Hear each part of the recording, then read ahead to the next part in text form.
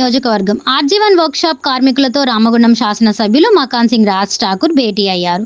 ఈ నెల 13వ తేదీన జరగబోయే పార్లమెంట్ ఎన్నికల్లో బీజేపీ ప్రభుత్వానికి, బీఆర్ఎస్ ప్రభుత్వానికి బుద్ధి చెప్పాలని, వారు కార్మికులకు వ్యతిరేకమని, కార్మికులకు కాంగ్రెస్ పార్టీ ఎల్లప్పుడూ అండగా ఉంటుందని, రిటైర్డ్ అయిన కార్మికులకు 200 గజాల భూమిని ఇస్తానని కార్మికులకు ఎమ్మెల్యే హామీ ఇచ్చారు.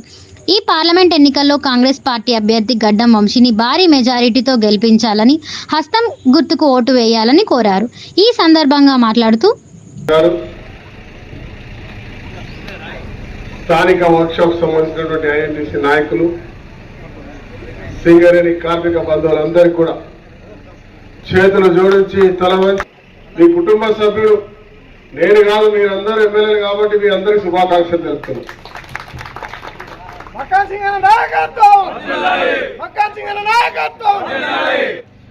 3 నెలలు దాటి 4 నెలలకు వస్తా ఉంది.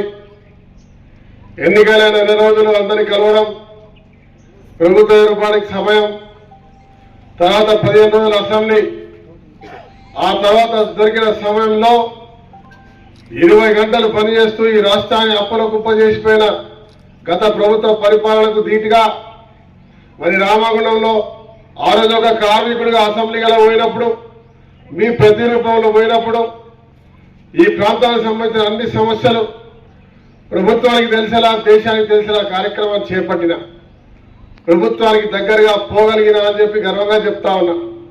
మరి దాంట్లో భాగంగానే ఈరోజు ముఖ్యమంత్రి రేవంత్ రెడ్డి గారు స్పందించి మనకు సంబంధించిన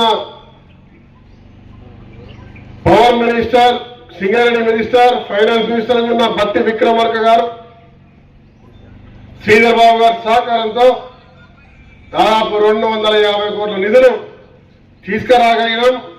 ఇవాళ సింగరేణిని కాపాడాలని, ప్రైవేటీకరణ చేయొద్దని, కొత్త గనులు తేవాలని, అండర్ గ్రౌండ్ మైన్ తేవాలని, ఉద్యోగ కల్పన చేయాలని, ఈ వ్యవస్థను పటిష్టం చేయాలని నిర్ణయం తీసుకున్నామని గర్వంగా చెప్తా ఉన్నా.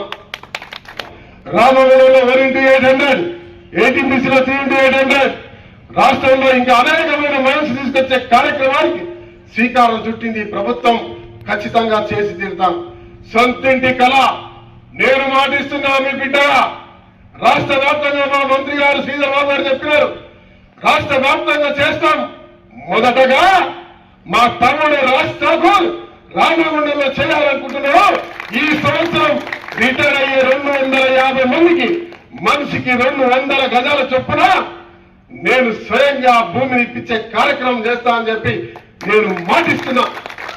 అది కూడా రామగుండంలో ఒక కాలనీ, సింగరేణి గతంలో ఉన్న కాలనీ తీసేసి 15 ఎకరాల భూమి ఉంది, అక్కడ బ్రహ్మాండమైన లేఅవుట్ చేసి మీ అందరికీ 200 గజాల భూమినిచ్చి ఇలా మీ బిడ్డ మా నాయకుడు అని గర్వపడే విధంగా ఈ బిడ్డ మీ కుటుంబ సభ్యుడు పని చేస్తానని చెప్పి చాలా మంచి సౌకర్యంగా మీ అందరికీ విన్నవించుకుంటా ఉన్నా.